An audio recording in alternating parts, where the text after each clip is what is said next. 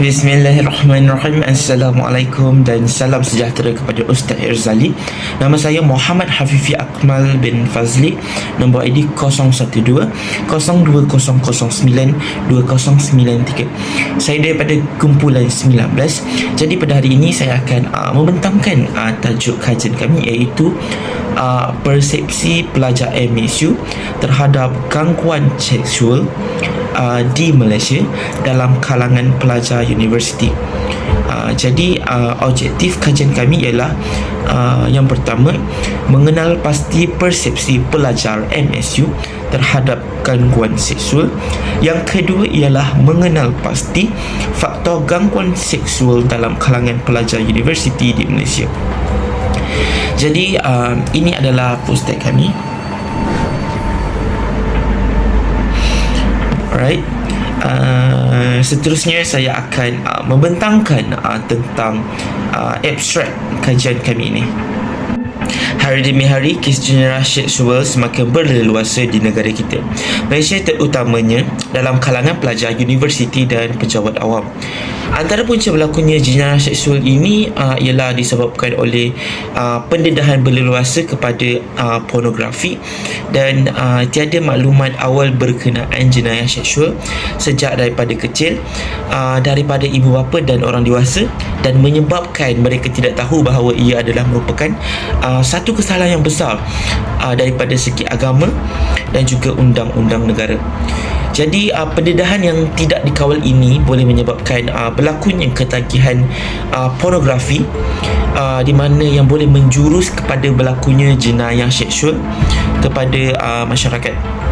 Menurut seorang peguam syar'i, iaitu Nurul Syazwani Rahim, elemen kepercayaan, keinginan dan keizinan membezakan kesalahan jenayah itu sama ada ia sumbang mahram, rogol ataupun rogol secara sengaja kepada kanak-kanak berumur.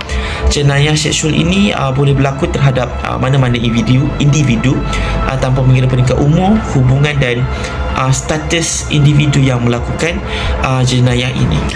Selain daripada itu, untuk menangani kes jenayah seksual ini, kerajaan perlulah mewujudkan suatu pangkalan data senarai penjenayah seksual yang boleh diakses dan mesra pengguna, supaya orang ramai lebih berhati-hati dan mempunyai maklumat mengenai penjenayah seksual tersebut. Jadi pihak berkuasa juga perlu memainkan peranan dengan menyiasat kes berkaitan dengan jenayah seksual ini, dan menjatuhkan hukuman kepada pelakunya dengan setimpal. Jadi saya rasa ini saja untuk abstrak. Saya serahkan kepada rakan setugas saya. Kita akan pergi ke metodologi kajian. Kami mengumpulkan informasi melalui sumber-sumber internet dan sumber-sumber jurnal yang kami baca untuk membuat sebuah tajuk dan apakah kajian yang kami akan buat. Seterusnya, bila kami telah mengenal pasti kajian ini melalui sumber-sumber yang kami dapat, kami pun mula mencipta sebuah borang selidik untuk lagi meninjau kajian ini lagi detail. Seterusnya, kami pun mendapatkan keputusan kajian melalui borang yang telah kami cipta, dan kami menganalisiskan semua keputusan-keputusan tersebut melalui keputusan yang kami mendapatkan dari seborang soal selidik tersebut. Salam sejahtera, saya mengucapkan kepada Syekh Irzali. Saya Darshani Mutalagan dari kumpulan 19 ingin membentangkan poster mini projek kami bertajuk Persepsi Pelajar MSU terhadap Gangguan Seksual di Malaysia dalam kalangan pelajar universiti. Ini adalah topik kami. Kami ada dua objektif, iaitu persepsi gangguan seksual dan faktor berlakunya gangguan seksual.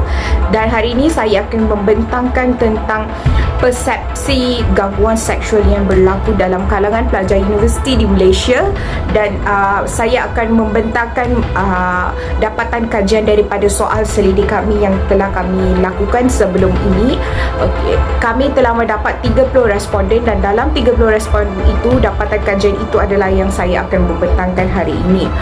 Dalam kajian dapatan kajian yang saya telah buat dan bersama ahli kumpulan saya dapat tahu bahawa kebanyakan pelajar MSU dan pelajar MSU kenal apa itu gangguan seksual dan mereka tahu apa itu gangguan seksual. Walau bagaimanapun ada separuh, bukan separuh, dalam 30% daripada pelajarnya tidak tahu apa itu gangguan seksual. Ini menunjukkan bahawa gangguan seksual ni sepatutnya semua orang tahu apa itu gangguan seksual.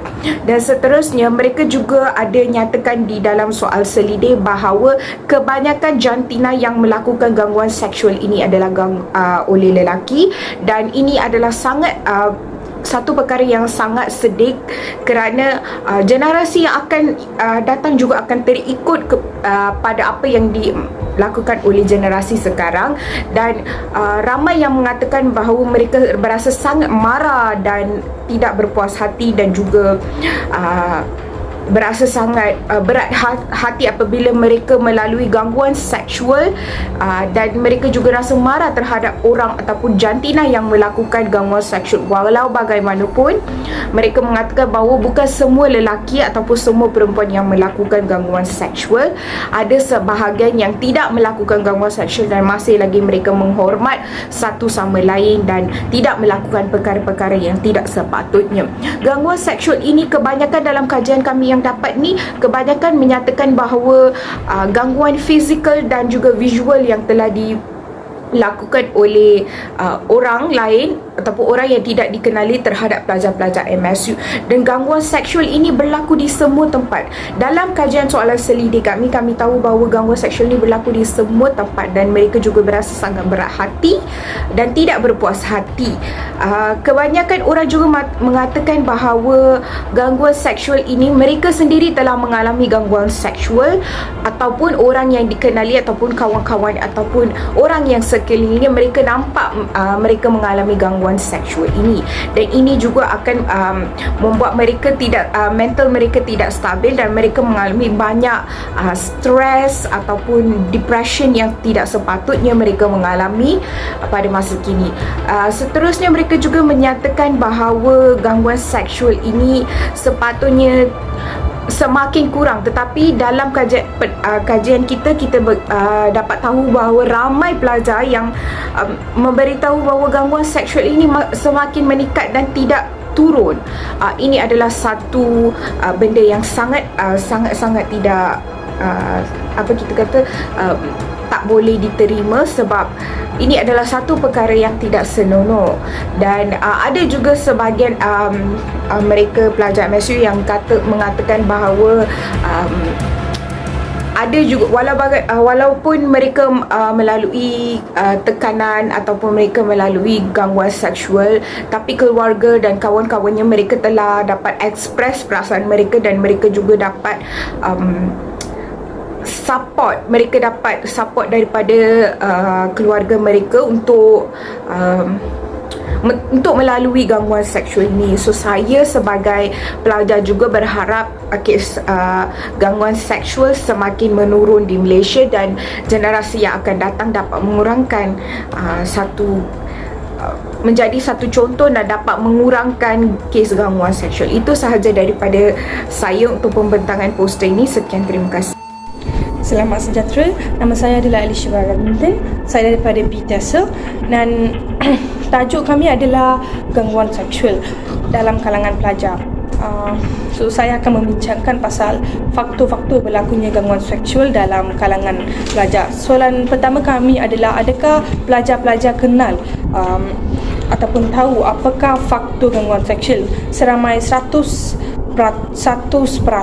iaitu 30/30 pelajar mengatakan bahawa mereka tahu, iaitu mereka menjawab ya untuk soalan ni. Dan soalan kedua adalah, punca gangguan seksual berlaku adalah kita ada bagi 4 pilihan dan dalam pilihan ni sebanyak 22 itu paling banyak pelajar memilih bahawa pengganggu seksual adalah punca gangguan seksual ni, dan seramai 16 pelajar mengatakan bahawa percakapan yang berbau iaitu double meaning adalah satu punca untuk berlakunya gangguan seksual. Dan soalan ketiga adalah konten gangguan seksual dalam sosial media. Adakah kita mempunyai hak untuk mereport pasal konten ni? Seramai 96.7 pelajar kata ya, mereka mempunyai hak untuk mereport benda ni. Dan soalan keempat adalah adakah seseorang cara pakaian seseorang menjadi punca ataupun satu faktor, cara pakaian menjadi satu punca ataupun faktor untuk berlakunya gangguan seksual? Seramai 63.3% mengatakan bahawa tidak, iaitu tidak, cara pakaian seseorang tidak menjadi satu faktor untuk berlakunya gangguan seksual. Dan soalan kelima adalah adakah didikan orang tua penting untuk memanteraskan gangguan seksual ni? Dan seramai 90% mengatakan bahawa ya, pendidikan orang tua adalah sangat penting untuk memanteraskan gangguan seksual ni. Dan soalan ke-6 adalah adakah pengaruh alkohol menjadi satu punca ataupun faktor untuk menjadinya gangguan seksual? Dan seramai 80% pelajar mengatakan bahawa ya, pengaruh alkohol adalah satu punca yang sangat penting ataupun sangat tinggi ataupun yang crucial berlakunya gangguan seksual dalam kalangan pelajar. Dan soalan ketujuh adalah adakah pengajaran civic penting untuk seseorang supaya kita boleh seseorang. Seramai 93.3 mengatakan bahawa ya, pengajaran civic kepada seseorang adalah sangat penting untuk memanteraskan gangguan seksual ni. Bukan sekadar mengatakan dia, mereka juga membagi tahu bahawa pengajaran civic ni penting daripada usia kecil supaya time mereka dah besar, mereka tak melakukan benda-benda macam ni. Soalan ke-8 adalah adakah pengaruh rakan sebaya sangat penting untuk mengurangkan gangguan seksual ni? 93.3% pelajar mengatakan bahawa ya, iaitu adalah kenapa kerana pengaruh rakan sebaya menentukan karakter kita. Kalau kita kita mempunyai rakan yang baik ataupun rakan yang berlakuan yang baik, mereka akan melakukan perkara-perkara yang baik. Kalau kita tidak kita campur dengan orang yang membuat ada kelakuan yang tidak baik, kemungkinan untuk kita follow dia orang adalah sangat tinggi. Dan soalan yang terakhir adalah keangguan seseorang terhadap jawatan mereka.